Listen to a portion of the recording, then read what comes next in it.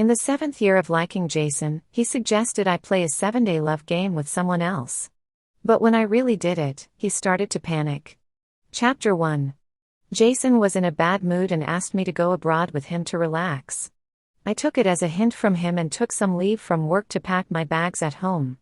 But just as I saw him at the terminal, I received his message. "Sorry, Ashley, I lost my passport. Let's go next time." He stood by the large glass window, looking both dejected and composed. If I hadn't seen him tear up the plane ticket and throw it in the trash with my own eyes, or heard him say, "I'll be right there" on the phone, I probably would have calmly said it's okay. But it felt like a sharp blade sliced through my chest, leaving me breathless from the pain. It was like giving everything you had to run 3,000 meters, only for the referee to suddenly tell you that even if you reach the finish line, the trophy will never be yours. You're exhausted, but powerless. I sat in the departure hall until the flight took off, my mind replaying the past 7 years with Jason. Suddenly, I realized that I was always just an option to Jason. When he was free, he'd play with me; when he was busy, he'd put me aside. He called, and I came; he waved me away, and I left. I finally understood what my friend once said. "Ashley, a simp is still a dog, and no one cherishes a dog." I started reflecting on my relationship with Jason, but what truly made me give up was that time he invited me to karaoke. Someone suggested playing 32 points, and I joined in. At first, I got lucky and won 2 rounds, but soon, my luck ran out. Everyone egged me on to choose between truth or dare. Afraid they'd ask something embarrassing, I chose dare without hesitation, and ended up drawing the hardest one, 7-day love game. Instinctively, I glanced at Jason, only to find everyone else reacting the same way as I did. So this is what it feels like when your secret crush becomes public knowledge. Amidst the chaotic lights, the air thickened with unspoken sentiments. Just as a small flame of hope flickered in my heart, he took a sip of his drink and slowly pointed towards the person who had just walked through the door. "How about him?" I wasn't exactly sad or angry; rather, a surprising calmness rose within me. It took me a long time to realize that feeling was called relief. I suddenly understood that it was time to end this. Without even seeing clearly who he was pointing at, I heard myself say, "Okay, I agree." While waiting at a red light, Lance, exasperated, pinched my face. "Ashley, you'll agree to whatever he says? What if I hadn't shown up today? Who would you have played this game with?" I swatted his hand away, my gaze drifting out the window. There aren't that many what-ifs, are there? "But you're here, aren't you?" Yes, Lance was the 7-day boyfriend Jason recommended, and also my childhood friend. After graduation, he became a cop in City A, making quite a name for himself, and only recently got transferred back to City Z. Speaking of which, my ill-fated connection with Jason can be traced back to him. One winter break, I went to deliver some New Year's goods to him, and coincidentally saw Jason playing video games at his place. Perhaps bewitched by his looks, as I left, I mustered up the courage to ask him if he'd like to grab some barbecue. It was close to noon, and Jason was hungry, so after a moment of thought, he grabbed his coat and went with me. But just as I was asking him which school he attended, a few thugs started harassing us. Jason took a bottle to the head while protecting me. "Why are you crying?" "I'm not dead." The young man lowered his head, his gaze cold as the moon, stubborn yet fragile. That one glance made me willingly become a simp for 7 years. I always thought that the person who would stay by his side in the end would be me, because Jason's temper was so awful, with so many people chasing after him, but none could last more than 3 months, yet I had stuck around for 7 years. Isn't companionship a privilege too? Are you free this weekend? Want to go on a date? Lance casually asked, pulling me out of my memories. Thinking of that so-called 7-day love game, I tiredly rubbed my brow, feeling a bit absent-minded. It was just a joke, no need to take it seriously. He raised an eyebrow. "Afraid?" I raised an eyebrow too, trying to provoke me. Funny enough, that works on me every time. Chapter 2. To supervise me, and not miss out on any fun, our friends created a group chat, urging Lance and me to check in every day. The first 2 days were fairly normal, like dining at a certain restaurant or holding hands by the river, pretty easy stuff. But things started getting wilder after that. On the third day, they even asked us to write down 100 things we liked about each other. I barely managed to list 30 before running out of ideas, scratching my head as I lay on the little coffee table in the living room. Lance glanced over and sneered, "That hard?"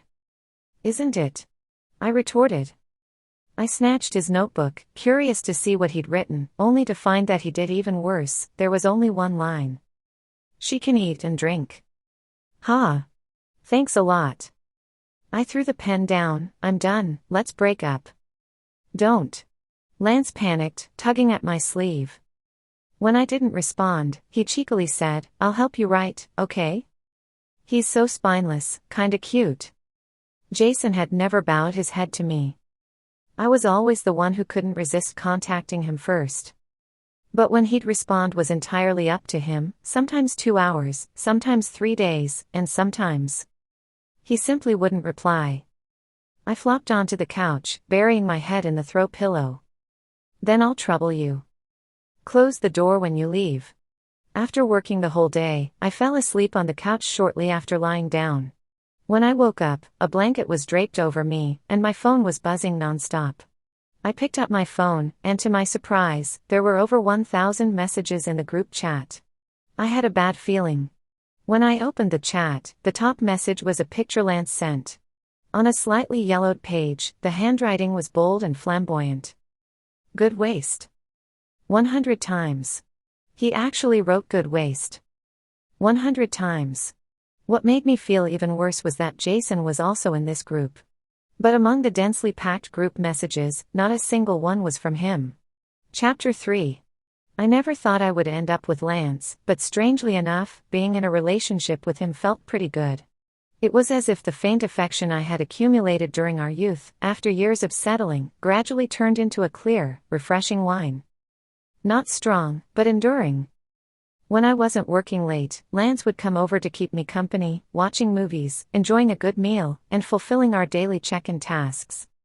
Then, as the night fell, he would go home on time, always knowing his boundaries perfectly. So, when the 7th day came and Lance asked if we should continue, I said, "Sure." My mom once praised me, saying, "Ashley's greatest strength is her willingness to go with the flow." I wholeheartedly agreed, yet I couldn't understand why, when it came to liking Jason, I never listened to anyone's advice. As I was lost in thought, Lance leaned in, cheekily asking if he could hug me. I nodded and opened my arms generously.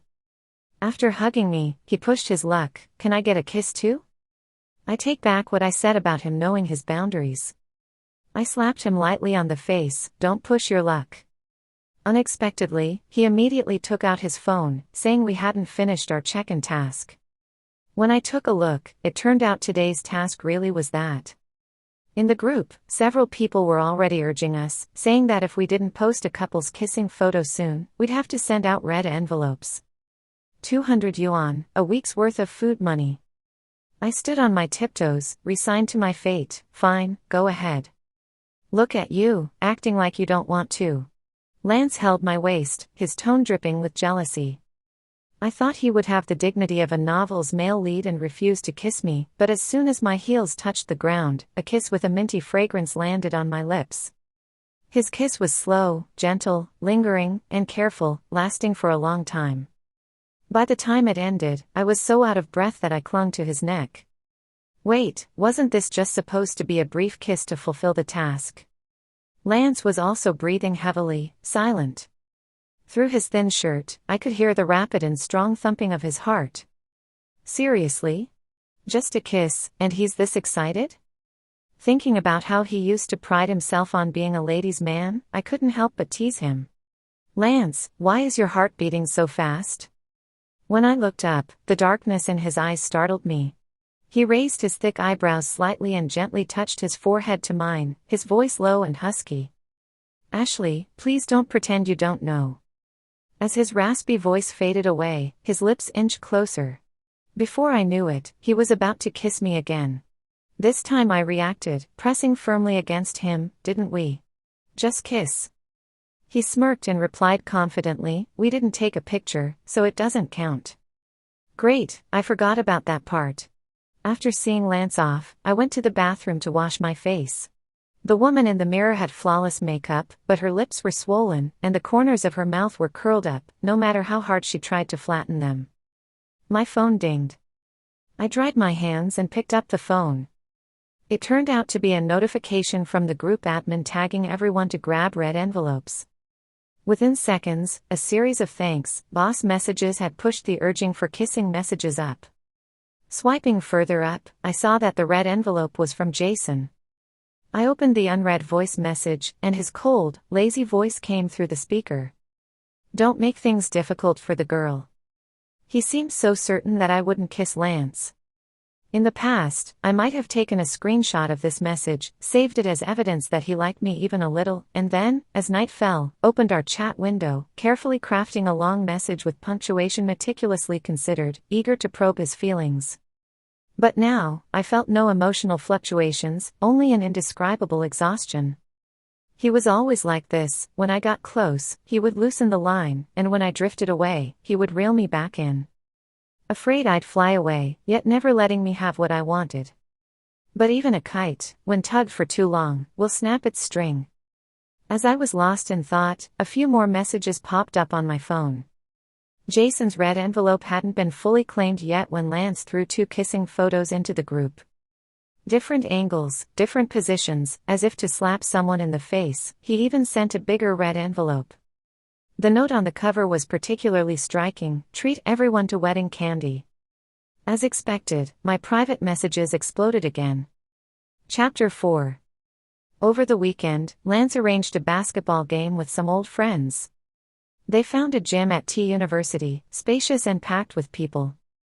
By the time I arrived with a bag of snacks, the game was already underway. Lance happened to run outside the three-point line, and when he saw me, he flashed a bright smile and gracefully jumped in place. 2 seconds later, the net let out a crisp sound. I waved at him, amused, but the smile on my face kept growing wider.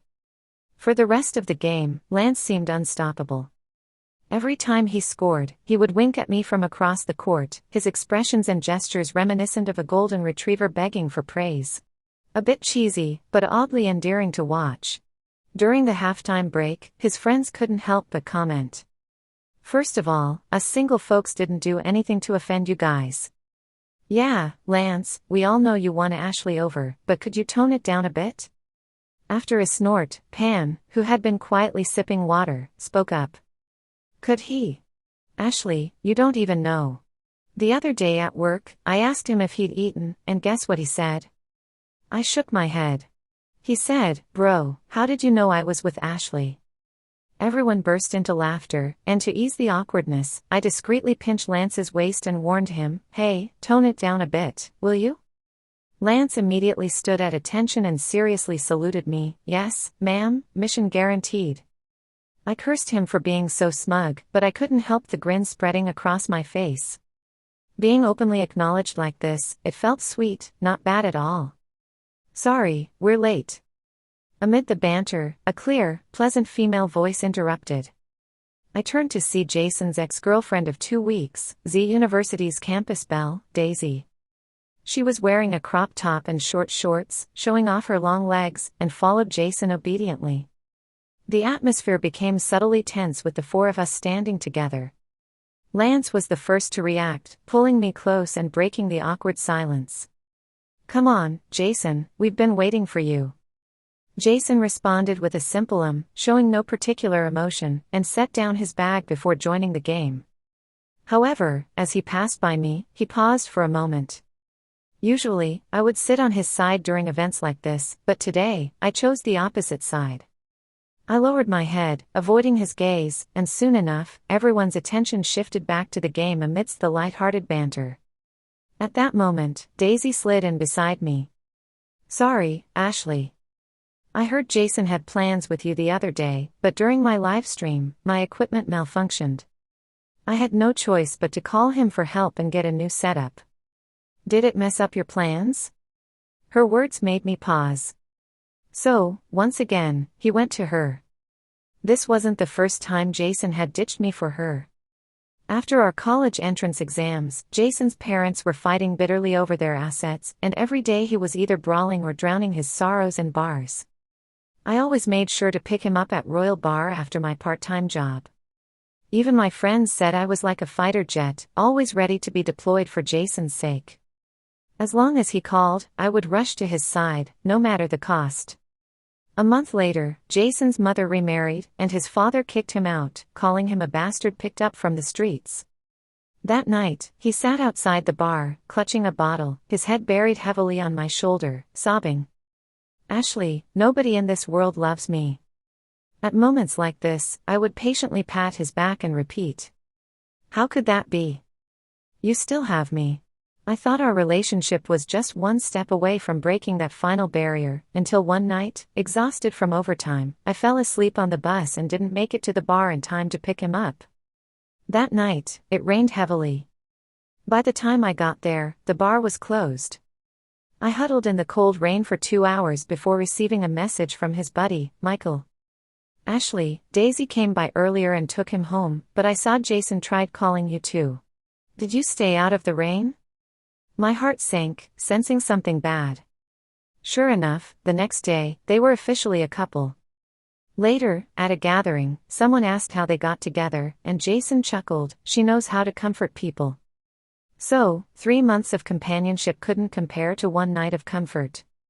At that moment, I wanted to poke him in the chest and ask, "If you knew I never had a chance, why did you let me stand in the rain? Did you know that the cold medicine costing 12.3 yuan tasted awful? Did you know that the 48.5 yuan cab fare was really expensive? Even more expensive than a sincere heart." Chapter 5. A whistle blew, snapping me out of my thoughts. I told Daisy, "It doesn't matter anymore," and walked over to hand Lance some water. But as I approached the sideline, Jason unexpectedly reached out and grabbed the thermos. Our friends quietly turned away, too embarrassed to witness this scene straight out of a melodramatic romance novel. After a moment of hesitation, I cleared my throat, trying to diffuse the tension. But Jason acted as if he hadn't heard, staring at me intently as if silently asking, "Ashley, who is this for?" Instinctively, I looked at Lance. He smiled faintly, his long fingers firmly gripping the cup, his tone unwavering, with no reason to back down. "Jason, this is from my girlfriend." His words snapped me back to reality, and without caring about Jason's reaction, I quickly pulled the cup away and shoved it into Lance's arms. "It's warm, you can drink it directly." Lance took the cup, patted my head as if to praise me, and gave Jason a meaningful glance. Jason's face turned grim instantly, but luckily, Daisy came over just in time, offering him a bottle of sports drink. "Take a break." Her voice was sweet, so sweet that even I felt a flutter in my heart. But Jason didn't appreciate it. He snorted, stuck one hand in his pocket, and went to grab a bottle of water on his own. A friend nearby teased, "Oh, look at that, he's even trying to avoid suspicion." Jason shot him a glare, saying nothing more. Only Daisy's hand remained awkwardly suspended in the air, her face frozen in embarrassment. Suddenly, I recalled the time I was publicly pushed aside for someone else. If it weren't for Lance, would I have been even more humiliated than she is right now? Throughout the second half of the game, my mind was in chaos. By the time I came back to my senses, Lance had already wrapped up the match with a 15-point lead. Jason left the court without hesitation, and the others gradually followed suit. I stood under the shade of a tree, staring blankly at the magpies near the entrance, waiting for Lance to finish coordinating with the venue manager so we could leave together. Not long after, a pair of large hands suddenly covered my head, gently turning my face around. Immediately, I felt a cool sensation on my lips, as the tangy taste of hawthorn spread across my mouth. "Everyone's gone, why are you still staring?" I ignored him, pulling the popsicle out of my mouth. "It's so sour. Why did you buy this flavor?" I swear, I wasn't hinting at anything. To my surprise, Lance directly took it to heart, messing up my hair with his big hands. "Yeah, I am sour. Now, cheer me up." In the end, he's much better than Jason at being straightforward. His emotions were always direct and passionate. Whatever he thought or felt, he'd tell me clearly. I used to think that wasn't much of a virtue, but as I've grown older, I've come to appreciate it more and more. I tugged on his sleeve, offering the uneaten side of the popsicle to him, eagerly suggesting that he take the opportunity to calm down. "Lance, don't be mad. I'll treat you to a popsicle." He looked down at me, huffing in mock indignation. "Well, technically, I bought it, so how is that your treat?" I retorted just as confidently, bickering with him. "Once you gave it to me, it became mine. If I share what's mine with you, isn't that treating you?" Lance paused for a moment, seemingly sorting through the logic, then raised a thumb in approval. "You win." Chapter 6. After that day, Jason didn't contact me for quite some time. But he didn't completely vanish from my life. Sometimes, friends would bring him up, or I'd stumble upon some small object that reminded me of him, and my chest would still feel tight and uncomfortable. 7 years, 2,500 days and nights, this person I thought of every night before falling asleep wasn't someone I could easily forget. Even though I had already made up my mind to let him go. I started to feel that this wasn't fair to Lance. I had made a hasty decision to be with him, but after calming down, I realized that until I fully resolved my past relationship, there would never be a real future for us. So, I picked a suitable day and shared my thoughts with him.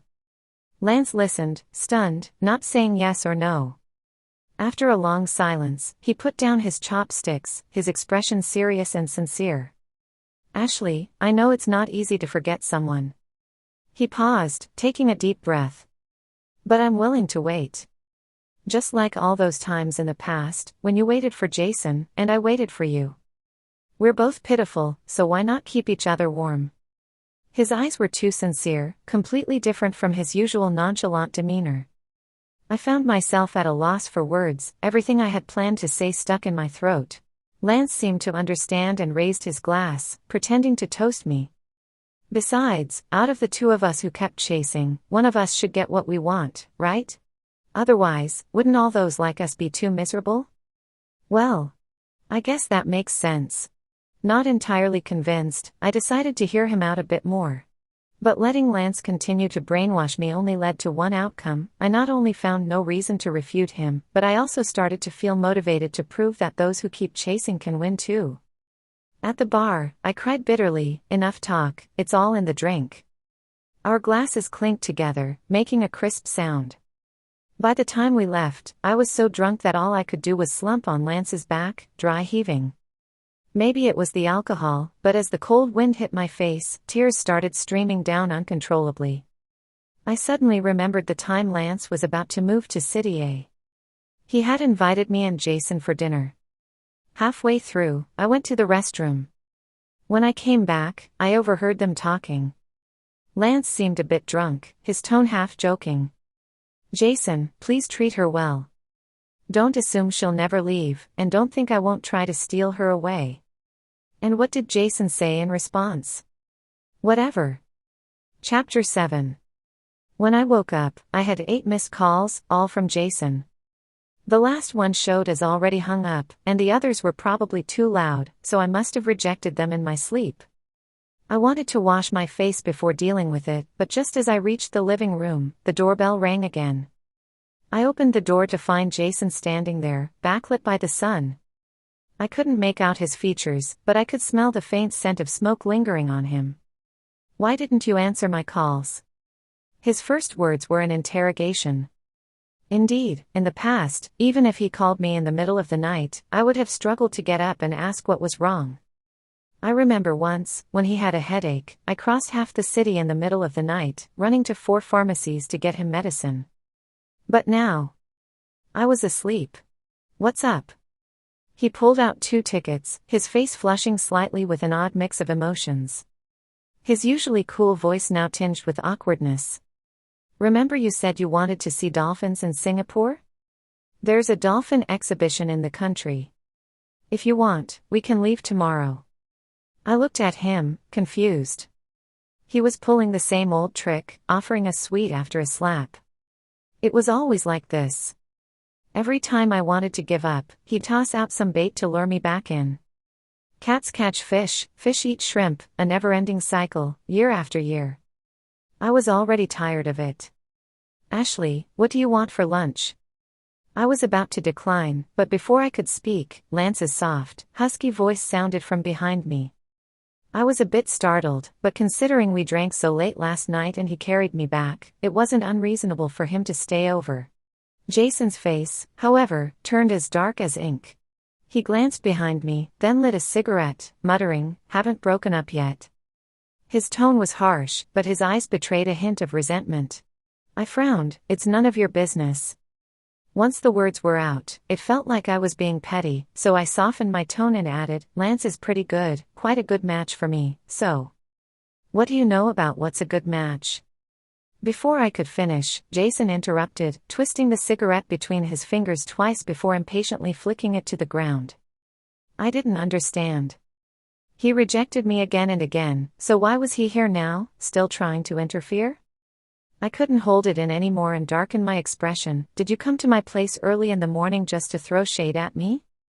Jason seemed taken aback by my words.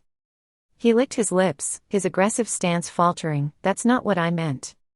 "Then what do you mean?" My voice grew louder, cutting off whatever Jason was about to say. He opened his mouth but said nothing. In the end, as my patience ran out, I slammed the door shut, blocking his sulking face completely. With the door closed, my heart was still pounding. But it wasn't because I was upset. I suddenly realized that rejecting him wasn't that hard after all. Score one for the underdog. A soft laugh came from behind me. I slowly turned around, about to ask Lance what happened after we got back last night, but I was startled by his bare chest. Oh boy, he hadn't even dried the foam off his head. Clearly, he heard Jason's voice and rushed to the door, hurriedly wrapping himself in a towel to strike a pose and declare his territory. Recalling his deliberate "What do you want for lunch?" I rubbed my temples in exasperation and sighed, "Aren't you being childish?" He said nothing but didn't deny it either. With his wet hair hanging down, he bent over, and cold droplets of water trickled onto my collarbone. "Ashley, help me dry my hair, will you?" His voice, hoarse and sultry, whispered in my ear. Oh boy. This is too much. Chapter 8. The next time I received a call from Jason was a week later. I was busy running around for a project, and my new heels had rubbed several blisters on my feet. I had to stop at a convenience store during a subway transfer to buy some Band-Aids. Jason's call came in just then. "Daisy wants to get back together." "I haven't decided yet." I froze, feeling a familiar pang in my chest. "And you're telling me this because?" There was a pause on the other end, a hint of uncertainty in his voice as he probed, "If you don't want me to say yes, then I don't care." I blurted out, then added after a pause, "I wish you both happiness. At this point, we really shouldn't be bothering each other anymore." There was another pause. "That's it?" Even through the phone, I could sense his disbelief. I softly hummed, "That's it." Initially, I thought that hearing about him being with someone else would make me as sleepless and miserable as before. But the truth is, it didn't. It was as if he had gone from being a heart-wrenching destroyer to just a passerby in my absurd life. I no longer had any expectations for him, nor any disappointment. The sound of glass shattering came through the receiver. After a brief silence, I heard Michael call out to him, but before I could catch it clearly, the line went dead. I knew he was angry, but so what? I wasn't going to call him back. Jason tried contacting me a few more times after that, but I found excuses to brush him off. The only time I couldn't avoid him was when I went to the World Trade Center to pick out a birthday gift for Lance. I spent ages at the Casio counter with a friend, and when I turned around, there was Jason. He asked me out for a drink, and just as I was about to decline, saying I had to stay with my friend, his two handsome buddies went over to chat her up. Judging by the increasingly lascivious look in her eyes, I could almost hear her saying, "Ashley, my romantic future depends on you." I sighed and followed Jason into the restaurant. I didn't say yes to Daisy. As soon as the dishes arrived, he hit me with that. I was stunned for a moment and then replied with a simple "oh," not saying anything more. After all, if it wasn't Daisy, it would be someone else. There were always girls around Jason. I silently ate my food, and suddenly, a piece of fish appeared in my bowl. Not good enough. I'll practice more when I get back. Jason's eyes flickered with a strong desire to please. He's always hated trouble. Forget about picking bones for someone else, he barely did it for himself. Back when we used to eat together, he would lazily lean against the table, waiting for me to pick out the bones before he'd eat. At that time, I had a whole page in my notes app dedicated to things to keep in mind about Jason.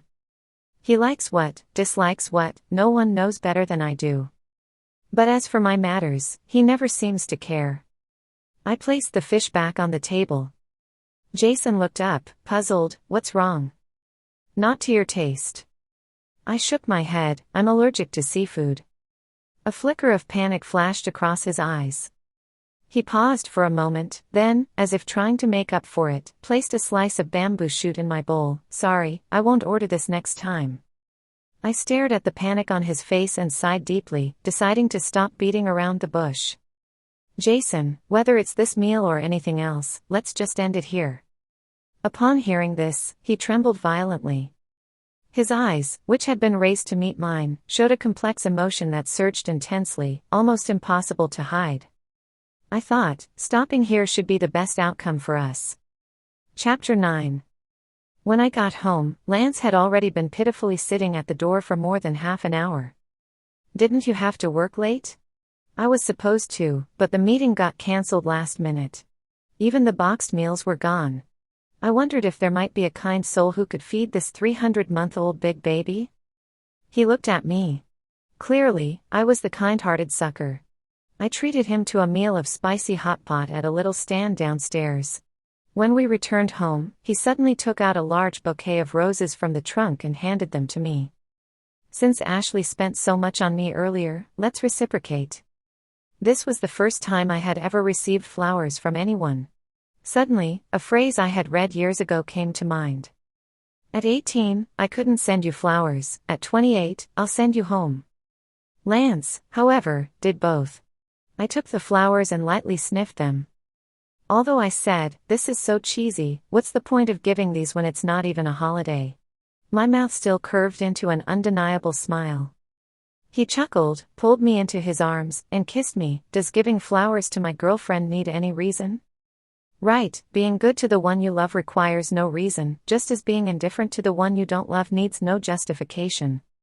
As I pondered this, Lance had already taken out his phone to take a picture. Seeing me dazed, he walked over and playfully pinched my cheeks. Give me a big smile. I looked at him, amused, and habitually retorted, no smile. He thought for a moment, then slyly leaned in, then let me give you a smile. He said that and then wrapped his arm around me, snapping a series of photos. I was amused by his playful manner. I held the flowers, found the perfect angle, and obediently made a peace sign. Later, when I looked back at the photos, I realized that in every shot where my face was clearly visible, I was smiling. It seemed that when I was around Lance, I was always that bright and cheerful 15-year-old girl. I picked the best-looking photo and uploaded it as a status update. I thought my friends had long since stopped checking QQ, but not long after I hit send, my phone began chiming incessantly. I picked it up to check. It was Jason. In just 1 hour, he had visited my profile 7 times. Not only that, he liked every post I had sent over the past 2 years about him, as if to remind me. Look, Ashley, you used to like me so much. I couldn't resist scrolling down. In those melodramatic posts set to be seen by only one person, lay all the sourness I had no one to share with, all the foolish bravery that burned hot even though I knew there'd be no response. Before, Jason would never give me a like, so I comforted myself with the idea that he just didn't like using QQ, that he hadn't seen those posts, and that's why he didn't understand me. Looking back now, it seems he was just pretending not to know. The moon was pale as frost, the light softly glowing. Under the light, Lance's careful movements as he tended to my blisters brought back memories of a time filled with cold winds and rain. After all, I am someone who is cherished by others. Ashley, can you come to Royal? Jason's had too much to drink. While lost in thought, a message from Michael suddenly appeared on my phone. Attached was a photo of Jason holding his phone, slumped in a booth, talking nonsense in his drunken state. He wasn't one to indulge in alcohol, except during the time when his parents were divorcing. He'd rarely get this drunk. I glanced at the clock, 9:45 p.m. Lance had work the next day, and it didn't seem appropriate to drag him out with me at this hour. But going alone wouldn't be too ethical either. After a moment of deliberation, I picked up my phone and found Daisy in my contacts, sending her information to him. From now on, contact Daisy for these matters. I won't be coming. There was no reply for a long time. By the time I finished brewing tea, all I had received was a notification from a social app. The headline read, "When did you stop pursuing an unrequited love?" When did I? It wasn't all at once. My unrequited love slowly wore itself out, caught between the deliberate distance I maintained and the lingering feelings I couldn't let go of. Earlier today at the restaurant, Jason told me he regretted it. He said it was always me that he truly liked. Seeing the redness in his eyes, I admit I felt a twinge of softness. I asked him, "You say you like me, but how could you not know that I'm also allergic to bamboo shoots? If you liked me, how could you have missed that the only reason we ordered those dishes was because you enjoyed them?" In Jason's startled gaze, I read a hint of guilt. "Ashley, am I really that terrible?" He looked up and asked, his hands clasped together, trembling uncontrollably. I didn't know how to answer him. I wanted to say that trampling on someone's feelings and ignoring their efforts is indeed terrible, but on second thought, what fault does he really have? He just didn't like me. If the mistake was my one-sided affection, what right do I have to blame him? I take a shallow breath, hesitate for a moment, and then close Jason's visitor access, putting down my phone and quietly watching Lance apply medicine for me. In the past 2 years, he's rarely returned to Z City, but every few months, I'd receive some small trinket from him. Sometimes it was a cute hair clip, other times it was a quirky postcard. He seemed absent, yet somehow always present. "Ashley, stop looking at me like that." Noticing my gaze, Lance pauses, takes a deep breath, and tilts his head to look at me. Leaning against the sofa, I foolishly ask why. In the dim warm light, half of Lance's face is bathed in a soft glow, while the other half is hidden in shadow. He presses his lips together, looks at me deeply, and then sighs, "Because I won't want to leave." I freeze. Indeed, except for that one time when he was drunk, I've never asked him to stay the night. Seeing me lost in thought, he smirks, leans in close, and softly calls my name. "Can I stay tonight?" His warm breath is so close, and as I stare into his flickering eyes, I forget to shake my head. Chapter 10. The consequence of being impulsive is being late for work the next day, costing me my perfect attendance bonus this month. And after that time, Lance integrated into my life much faster than I expected. I asked him if this was moving too quickly, but he just snorted, pinned me between his arms, and with a slight lift of his hand, hung his towel on the rack. "Humph, it was because I didn't rush back then that someone else stole you away. We both know who that someone is." I chuckle and quietly change the subject. Time flies, and soon it's Lance's birthday. I give him a watch, but he says he wants to take me hiking. Talk about repaying kindness with vengeance. I mutter a polite curse under my breath but still force myself to go with him. But no one expected the unexpected. Halfway up the mountain, I accidentally twist my ankle. Lance carries me down the mountain without complaint. At first, I was touched and kept asking if he was tired, but just as we were about to reach the bottom, he suddenly turns his head and says, "Do you believe I won't get tired even until tonight?" I let out a confused "huh," not understanding what he meant, until we got back to the hotel, and I felt the heat radiating through his clothes. I glance at my injured ankle and say, "Could you be any more of a beast?" The big golden retriever nuzzles my neck and pouts, "But I have special training at the end of the month, and I won't be able to see you for a long time." His low, husky voice lingers in my ears, and I soften, giving in. And so, Lance gradually fills more and more of my life. The fridge is always stocked with fruits and vegetables, and never once do any of the foods I'm allergic to appear. Even my usually punctual menstrual cramps seem to retreat in the face of Lance's warm ginger patches and hot water bottles. When I moved, I found all the little things he had sent me over the past 2 years in Z City, filling an entire storage box. I asked him how he managed to persist in something so seemingly hopeless for so long, considering the 500 kilometers that separated us compared to Jason. And this is how he answered: if I can't take advantage of proximity, can't I at least be persistent? Gradually, I think less and less about Jason. He seems like a fleeting light in my life, dazzling and bright, but gone in an instant. Perhaps some people are like that, they come into your life just to teach you a lesson. But I didn't expect this lesson to come with a final exam. Ashley, get to the city hospital emergency room, quick. A few days later, I receive a message from Michael, and it takes me a moment to react. This time, it's serious. Jason was in a car accident. Lance was away for special training, so by the time I got to the hospital alone, the surgery was still ongoing. Michael had contacted Jason's family, but his mother was abroad, his father unreachable, and outside, it was just us friends waiting. It wasn't until the moon hung high in the sky that the operating room's red light finally went out. Jason was out of danger and transferred to a regular ward. The moment I heard the news, I couldn't stop trembling. Jason was nearly gone from this world. Michael comforted me a bit, but seeing I was still in a daze, he suggested we go buy something to eat. I nodded and followed him to the convenience store. Ashley, go back to Jason. He can't hold on any longer, Michael suddenly said on the way. I'm not saying this for any other reason, I just think he's been through enough. Do you know the only time I've seen Jason cry? I kept my head down, walking without answering. He wanted to see you, but found out he was blocked. Michael paused. That man who always seemed invincible, who didn't even blink when blood was dripping from his head, cried in front of me over something so small. I was stunned. The Jason he described was so different from the one in my memory. I looked into the distance. Michael, saying this now is meaningless. We all have our own lives now, don't we? Ashley, at first, we all thought with Jason's personality, you'd never win him over. But after you persisted for so long, we genuinely admired you.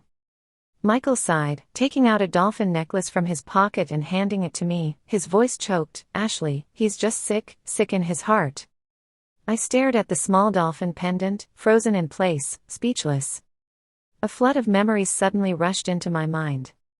Back in college, I don't remember where I heard Mayday's Noah's Ark, but there was a line in the lyrics. Good night, dolphins leap from the eaves of Tibet.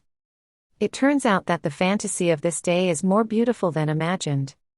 I shared this song with Jason and used my birthday as an excuse to ask him to go see dolphins with me, but for various reasons, it never happened. My lips trembled. Is that why he had the car accident? Facing the imminent answer, Michael remained silent. Chapter 11.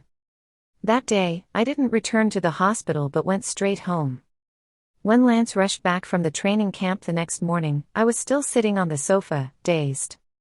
He put down his luggage, paused for a moment upon seeing me, and then his expression turned to worry and concern. Don't worry, I'm here. We'll go see him together in a bit. He squatted in front of me, gently holding my hand, his expression and movements full of caution. I nodded, got up to change clothes and freshen up. The car sped along, and soon we arrived at the hospital. I went to ask the doctor about the situation first, while Lance went straight to the ward. When I got there, they had already been talking for a while. Lance stopped me at the door, patted my shoulder, and said, "You go in. I'll go outside for a smoke." Actually, he had never smoked in front of me before, but at the time, I was too unsettled to think much of it, assuming he was just worried about Jason. Just as I was about to turn and go in, he suddenly grabbed my hat and smirked mischievously. Ashley, you won't turn back, will you? That was the first time I saw such an uncertain expression on his face, even his eyes betrayed a bit of reluctant fear. I was about to respond, but Lance, as if afraid of hearing something disappointing, bent down and cut me off. Go in. He ruffled my hair and walked straight out. Just looking at his back, there was a certain carefree elegance mixed with a touch of loneliness. In the ward, Jason's face lit up when he saw me come in, but when his eyes landed on the photo of us on my phone's lock screen, his expression dimmed again. I placed the chicken soup on the small table. Drink it while it's hot. His eyes brightened a bit. Did you make this? In fact, the last time I made soup for him was 3 years ago. Back then, I thought that the best way to show care for someone was to fill their stomach. But Jason was always picky. Sometimes, after much effort, all I'd get was a cold remark. Ashley, if you can't cook, don't. I laid out the napkins, without even looking up, bought it from the roadside. He let out a disappointed "oh" but didn't say anything, quietly drinking the soup. I wanted to wait until he finished eating to have a proper conversation, but his deliberate slowness made me suspect he was stalling on purpose. I licked the dry skin on my lips and bit off a small piece. Michael informed your mother yesterday. She should be here by the afternoon. I have to work tomorrow, so Lance and I won't be coming. His movements paused. He looked up slightly, forcing a smile that looked more like a grimace. Is it that you won't come tomorrow, or you won't come ever again? I've always believed that after loving someone with all your heart, it's impossible to remain friends after parting ways. Instead of taking a step forward to repeat the same mistakes or taking a step back and feeling regret, it's better to grit your teeth and cut ties completely. I took a deep breath, ignoring the questioning in his eyes, and took out the necklace from my pocket, placing it on the table, my tone calm and firm. Not ever again. The room's atmosphere grew heavy. I sighed, picked up my bag, and prepared to leave. But suddenly, Jason's eyes reddened, and he grabbed my wrist tightly. Please, don't love anyone else. He raised his head, his suppressed emotions building up, his lips trembling like a string about to snap. Ashley, I was wrong before. I shouldn't have trampled on your feelings just because you loved me. I was just so scared that you'd be like my parents, saying you love each other but choosing someone else in the end. I wanted to confirm again and again if you loved me, how much you loved me, so that's why I. As he spoke, his voice grew smaller and smaller. Memories suddenly flooded back, so vivid. I continued his words. That's why you rejected me again and again, to see if I would leave. That's why you got involved with others, to see if I would be hurt. That's why you pushed me toward others, to see if I would refuse. There's a term in psychology called avoidant attachment. It describes people who, if they didn't receive the right emotional guidance in childhood, find it difficult to form close relationships with others. When such people fall in love, they don't feel excitement or thrill. Instead, they become cold and distant, even avoiding their feelings by staying away from the person they love. Jason was that kind of person, I always knew. In my younger years, I even thought I could heal him, but later I realized I didn't have that ability. Because to heal someone, you must be incredibly strong yourself. In that regard, I clearly didn't measure up. I'm sorry. Jason was at a loss for words, repeatedly saying those 3 words. I wanted to ask if he ever truly loved me, but when the words reached my lips, I realized it didn't matter anymore. Jason, have you ever thought that if you're used to someone handing you a warm glass of milk every morning, one day, when it's no longer there, you'd feel sad? But you don't actually love the milk, you're just unwilling to lose what you once had. Just like a song says. You don't want me, you want the vanity of being cared for, that makes you feel so extraordinary. And the song ends like this. If love is just temptation, let's stop tormenting each other. In this tangled web of emotions, perhaps we both made mistakes. Jason's expression turned bleak, his frail figure swaying. No. Ashley. It's not unwillingness. But deep down, he knew the answer. I twisted my wrist, breaking free from his grip. Yet suddenly, he looked up, as if grasping at the last straw, a fleeting glimmer of hope flashing across his face. Michael said you came right after you got the call yesterday. Doesn't that mean you still? It doesn't. I interrupted him bluntly, leaving no room for ambiguity. Jason, I really don't love you anymore. At this point, even though I could talk about the past calmly, that courage to go through fire and water for him was never coming back to me again. Take it back. His face turned pale instantly, and his arms wrapped around me like a madman, completely disregarding the 4th needle still in his arm. Please take it back. Ashley, don't do this to me. I closed my eyes, said nothing, and let him bury his head in the crook of my neck, revealing a clear vulnerability. Even if you don't love me anymore, could you save me one more time? Watching his trembling back, my heart clenched tightly along with it.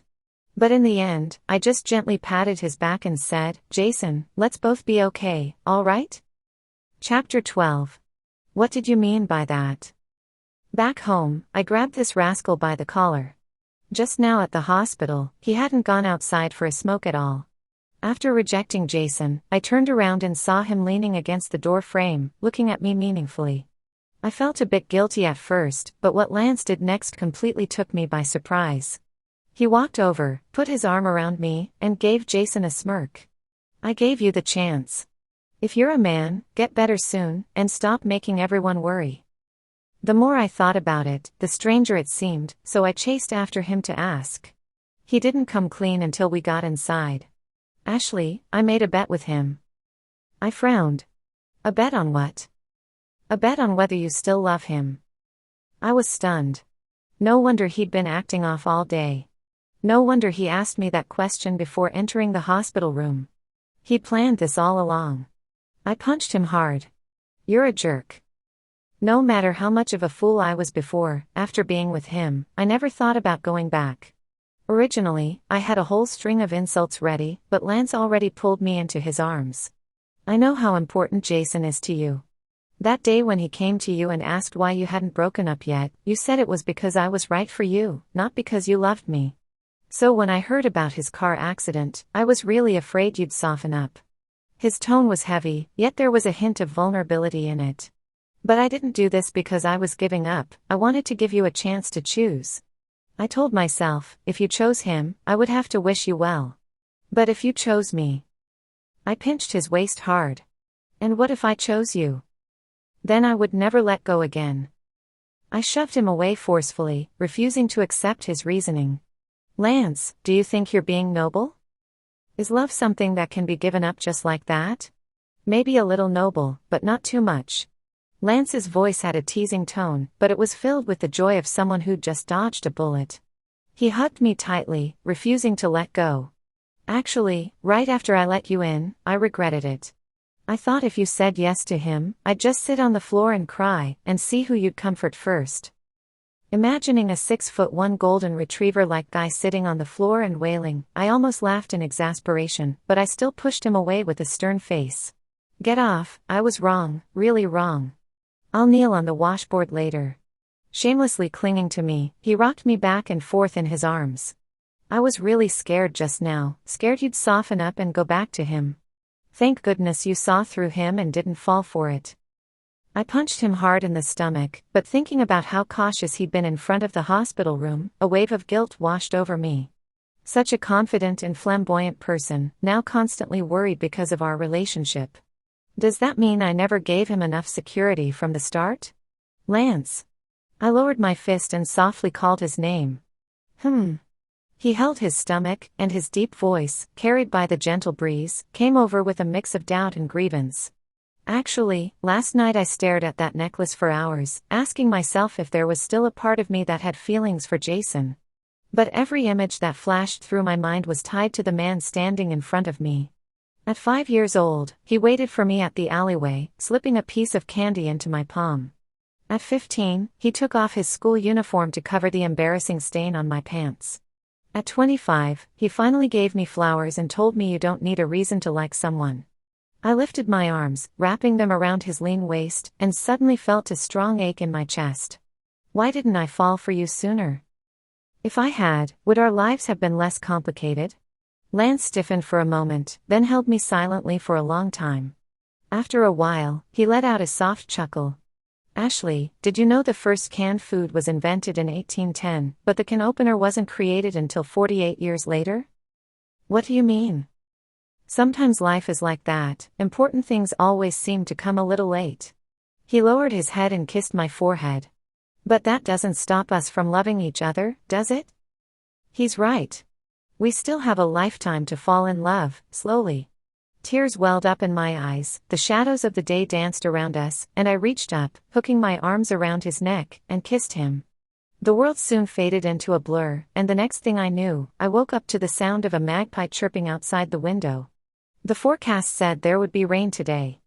I looked outside and saw the wind swirling around the swallows, a beautiful scene. Jason's side story. It's hard to believe I actually lost Ashley. After all, ever since that incident with the bottle, she'd stuck to me like glue, no matter how much I tried to push her away. I think I found her annoying.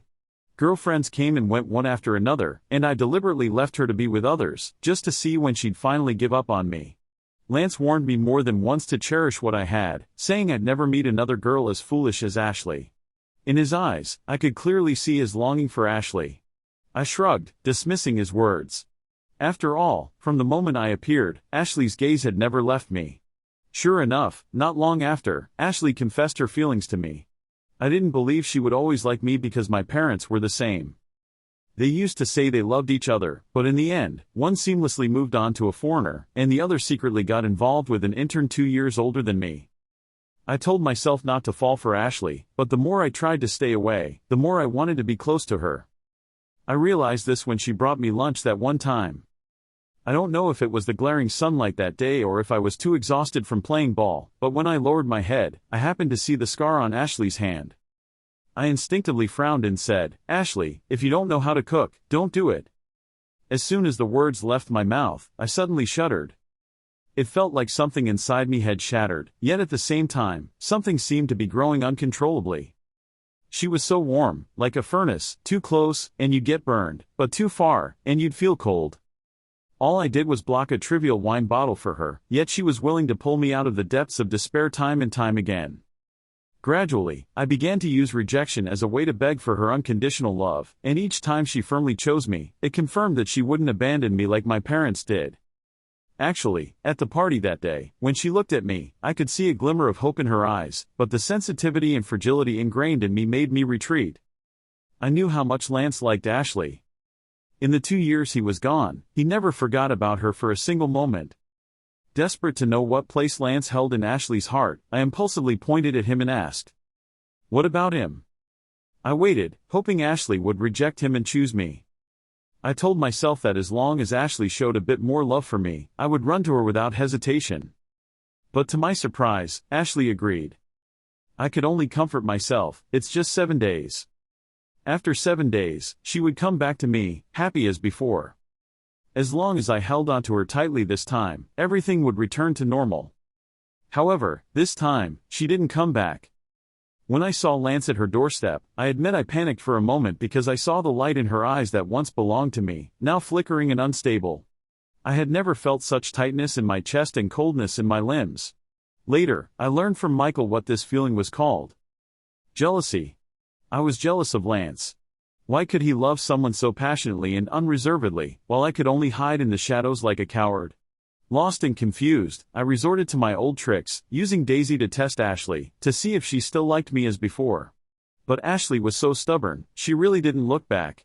Every night, I couldn't help but open her profile, trying to find a trace of that long-lost warmth in the posts I once ignored. For the past few years, I had always visited her profile invisibly. But when she posted traces of another man on that land that once belonged to me, an overwhelming sense of unwillingness engulfed me. I turned off the invisible mode, using likes to place our past right in front of her. I thought it would move her, but when I clicked again, the result was "You don't have permission to view this page." That night, I didn't know what she was thinking, but I knew she had let me go. It felt like my heart was wrapped in vines, not fatal, but unbearably painful. Had Ashley spent the past 7 years enduring such torment? I really am not a good person. I desperately wanted to make amends, to win her back, but later I realized, I didn't deserve to love her. On Lance's birthday, I had a necklace in my pocket and went to Ashley's place. I had seen that necklace while passing through the mall that morning. The pendant wasn't big, but the moment I saw it, I felt it would look stunning on Ashley. I waited joyfully all night, wanting to express my feelings to her in person. It wasn't until noon the next day that I saw her and Lance holding hands, returning home together. Through the glass window, our gazes met from afar. Ashley only hesitated for a moment before holding Lance's hand. Their fingers were tightly intertwined, so intimate that there was no gap for me to squeeze through. She had once chosen me with such determination too. I finally understood that sometimes the most heartbreaking thing in this world is not "I can't," but "I could have." I spent several days in a daze. Ashley's every smile seemed to turn into a slow-acting poison, gradually eroding the last remnants of my soul. On the day of the accident, I drove 200 kilometers per hour on the second ring road. Later, when the traffic police asked me why I wasn't paying attention to the road, I said I dropped my phone. But only I knew that what slipped wasn't my phone, but the necklace I never gave away. Instinctively, I reached down to pick it up, as if retrieving it could also reclaim the love I had lost. Then came a sudden screech, and a flood of crimson. Before the world plunged into darkness, I blindly reached out, trying to grasp that one point of light. I was wrong. Can you come back? At the end of the light, someone smiled faintly and extended a hand toward me. I reached out with tears, but when I woke from the dream, all that was left in my hand was emptiness. It turns out Ashley really doesn't want me anymore.